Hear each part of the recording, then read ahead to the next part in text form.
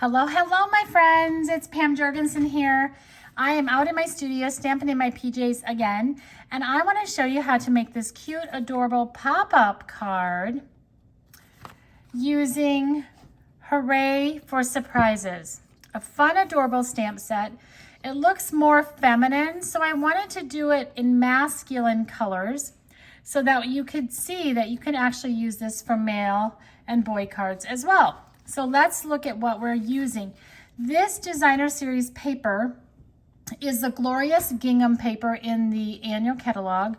This blue trim is actually out of the In Color Jute trim pack, and it is a really nice, pretty blue. So I don't know if it's boho blue or misty moonlight, but it's a nice color. And then the gems that I'm going to use are they're some of my all-time favorite. And the name eludes me right now. I'll come back to that, but they are really pretty and sparkly. So let's get started. Now, you will need a scrap of basic white, and I have a couple piles of cardstock. So we have Early Espresso with a mat that leaves a nice border around it. And then I've just layered basic white, Early Espresso, and Misty Moonlight behind that. All the measurements will be on the handout, so look for that. I'm not going to go through all those here. And then I also have another piece of pecan pie here that coordinates. I have that beautiful, fun, glorious gingham designer series paper. And I have another half of a piece of pecan pie cardstock. Now, when you get this cardstock, you could just fold it in half like that, and you could fold it back on itself, just like that, and that will give you a nice fold, and then you can burnish it.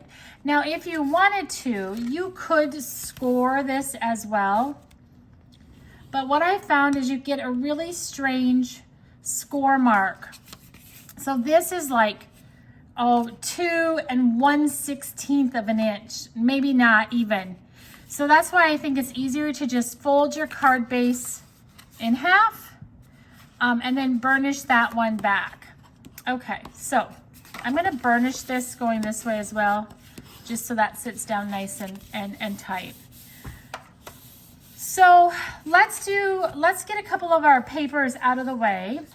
I do recommend that you put your designer series papers on first on these two little strips. I'm not sure which way I'm going to go. I think I might go, I like that one too. I think we might go big out here. So let's do this one. So I'm just going to put some of my adhesive down and attach that. Whoops. Oh, he's down. There we go. Attach that inside my project. Oh, I'm not even sure I got that straight. It's so hard working under a camera. Okay, there we go. And I'm just going to attach the second one as well on the front. And I think I'll just leave the pattern the same with the bigger pattern on the front. And then on the inside, I'm going to add the smaller checked pattern, just to give it a little bit of a different look than the other one that I showed you. And we'll get that. Now you do need to make sure that you get at least this piece and this piece in your card before you do the next step. You will need to have some tear tape handy, and that's about it. Okay, so let's do some stamping first and get started. So I have 2 layers of cardstock, 2 layers of basic white. I'm going to pull both of those off for the minute. And then I have a scrap. So I want to stamp that cute little cake image, and I am bringing in our pecan pie and our Early Espresso marker. And this is a really good technique. We don't tend to grab our markers very often to color things anymore. And so this is a good one to show your customers and remind them how versatile our markers can be. Now, if you're doing this with a class, I encourage you to give them a big enough piece of paper, because sometimes the first color does not, or the first inking doesn't take very well. So I'm slightly lifting my pen and dragging it across the image. And I started with pecan pie, which is lighter than your early espresso. And that's because I can get my early espresso marker can handle the pecan pie if it gets into its tip, because of course early espresso is so much darker. Now what I'm going to do is I'm going to bring that up, and you're not going to see me do it, but you'll probably hear me huff on it to re-moisten that ink. And I'm just going to stamp that down onto my scrap paper and let it sit there for about, the count of 5. Oh, perfect. That's exactly what I wanted. And then with this set, with the Hooray for Surprises, there are coordinating dies to die cut that out. So I've gone ahead and already did that. So we have that done. I'm going to set that aside for a minute. And on these two, so this is actually the front and this bigger one is the inside. Now this stamp set has a sentiment that says make a wish. Now I like make a wish, but it didn't fit for where I wanted it to go. I have actually chosen to cut mine apart. I've already cut it apart, but I cut it so that I can easily stick that back together and it goes exactly where it was before I cut it. If you do not want to cut your stamp, you can take a Post-it note and just mask off those sentiments before you ink up your stamp, and then remove the Post-it and stamp down. All right, so on the small one, I'm going to stamp the word wish. See if we can get it straight, right here close to the bottom of my project. Perfect. And then on the inside, I'm going to use the sentiment, hope your birthday is wonderful. Now I just have to find it. Here it is. Hope your birthday is wonderful. This is another card that doesn't use a lot of colors of ink, so it's perfect for people who are just starting to build their collection of colors. Hope your birthday is wonderful. Now I'm going to grab, whoops, I forgot to grab my pecan pie ink.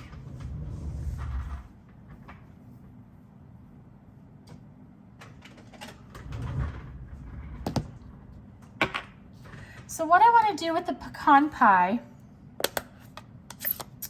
is I am going to first take the little tiny, there's a little tiny candle image in there, and I want to add a couple little candles at the bottom of my Hope Your Birthday is Wonderful.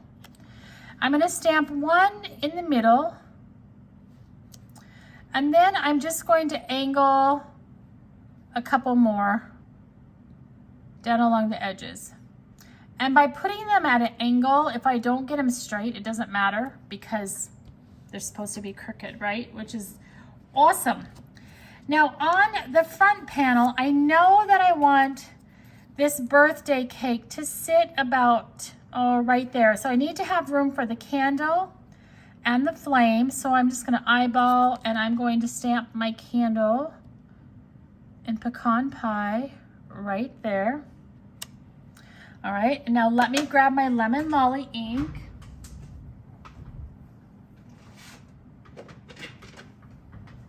So here's my Lemon Lolly. I'll put this one away.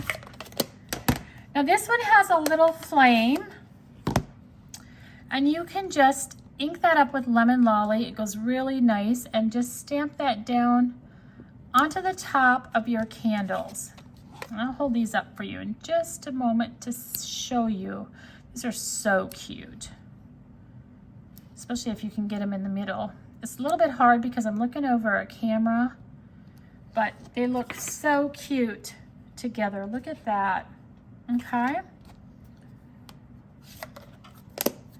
Now I'm going to take that little cake that I had. I've already put a dimensional on the back for us.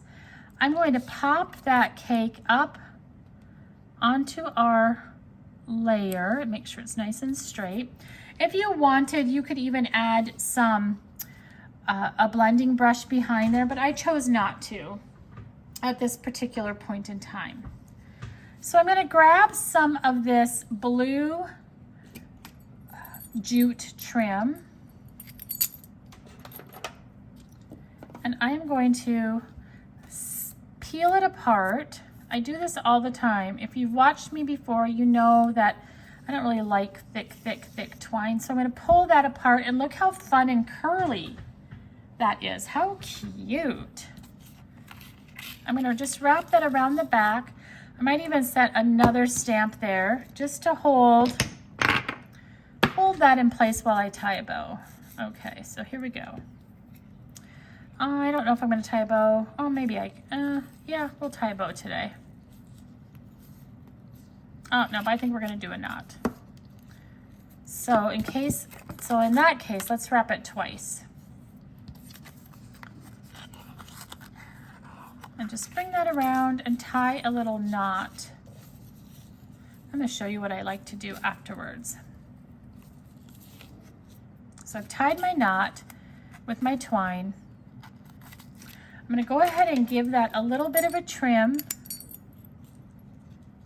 And then this is what's really fun. I'm going to take my Take-A-Pick tool, and I like the one that has the little hook on it, and I'm just going to grab those twines in the parts that are hanging off and just shred those a little bit. Look how cute that gets. So another fun little way to make your ribbons and your twines go a little bit further and look a little bit different. There we go. This one was a little bit thinner. This jute twine is a little bit fickle, okay? So just know that sometimes it breaks, and that's okay. So what I'd like to do is I'm going to take my layers. I want to pop this one up so that I have a focal point on my project. So we're going to pop up the wish. If you want, you could take some tear tape and hold that twine in place, but it's actually pretty tight, so it should stay where it's at. Now this does have a fairly large border around it. Okay, just like that. And then I want to take my Misty Moonlight and add that as well. I am going to use my liquid glue for this one. And when I put that down, you're going to see how I layer the next layer. And that becomes important when we put it on the inside and the front of our card. So let's set this one aside for a minute. I'm going to come back into this one. Hope your birthday is wonderful. And this one has a very wide border, and that is necessary. So let me put this one down.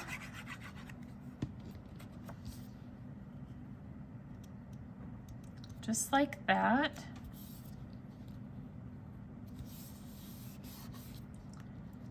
Okay. So coming back to our card, we need to put this mechanism in it.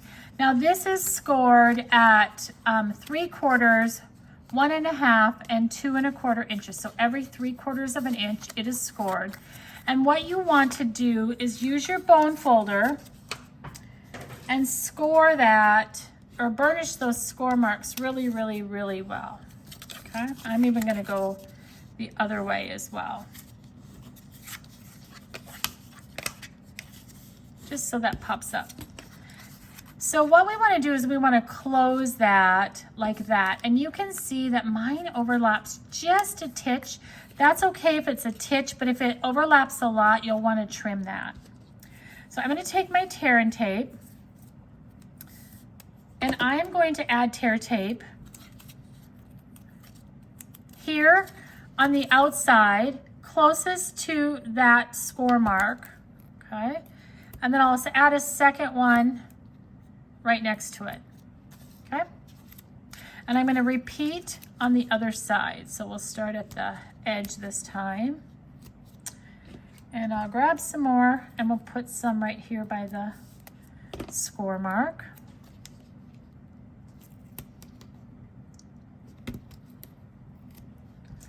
And then what I like to do is I like to actually burnish that score or that tape down onto that project. Now to put this into our card, what we want to do is remove the protective cover off of your tear tape on 1/2, okay? That way you don't have your little pop-up mechanism sticking out and attaching itself wherever it likes. So what I like to do is we're eventually gonna have it like this, and it's gonna come around and pop down onto the other side. So here's my sticky. I fold my card up so I can see exactly where the score mark is. We don't want to go over the score mark, but we want to get fairly close to it. I'm also going to center between the top and the bottom of my card as good as I can. You don't need to worry, it's not going to show. So if it's a little bit off, it's not going to make a difference because our layer is bigger than that. Okay, so we now have this little piece that flaps.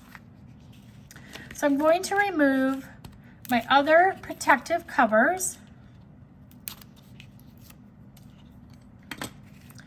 And I'm going to fold this in half. So there's our adhesive. There's the first blank rectangle, scored rectangle. There's the other one, and then the other one's attached. So I'm just going to lay that down with 2 rectangles showing, and I'm just going to shut the door on top of that and give that a burnish. And when you've done that, lo and behold, there's your mechanism, just like that, okay? Now, if you find that your card doesn't want to lay very flat, just push it down and just burnish that mechanism on the inside. Once we have that finished, we are going to grab some more tear tape, and we are going to use the top of this platform, okay, so the one closest to the left, to attach our pop-up element. So I'm going to add some tear tape. The most important one is the closest area to that scored line. Okay, give that a little bit of a burnish. And I'm going to remove those protective covers. Whoops.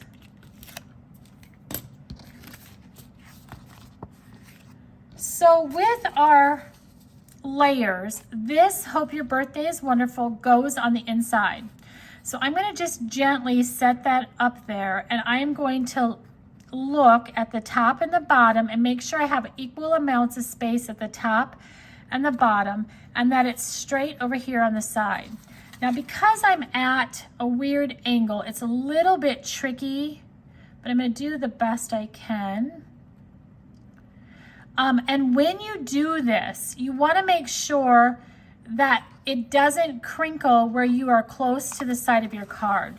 So even if you leave just the little tiniest gap, like seriously a hair, that will help you attach that pop-up piece. And there's our pop-up on the inside. How cool is that? So to attach this piece, you could either use dimensionals, you could use liquid glue, but the main thing that we want to do is we want to layer that over our layer in the back so that we see the blue, the Misty Moonlight, as another layer. See how nice that looks? We're framing that behind our project. So I'm going to eyeball. I know exactly where I need to put my dimensionals. I'm going to use dimensionals on this one. We don't want these to show on the other side, so you do need to kind of pay attention to where you are putting them. Let's add a couple more. If you're also using liquid glue, that would be okay too. Just mark so you don't have glue oozing down on the inside of your project. Just take off these covers. If you guys do not have this hook, take a pick tool, you need one. I'm just saying, it's the best thing ever. I think, no, that's sticky. Okay, so I'm gonna remat that, making sure that it's a nice even mat all the way around. Oops, I can't see. Let's see, let's move that a little bit. I'm gonna pick that up and have a look, my friends. Oh, perfect. Okay, so I'm gonna give everything a really, really nice push. And then I'm going to use some of the adhesive sparkle gems, and I'm just going to pop on some of these little tiny champagne colored ones. They're kind of masculine. I have a spot up there I need to cover it for one. And then look at this on this cake. How cute is that? Who wouldn't want a piece of that cake? Right? And then on the inside, I think I'll add, should we do a big one? Let's see. Hope your birthday is wonderful. Let's see, we might add,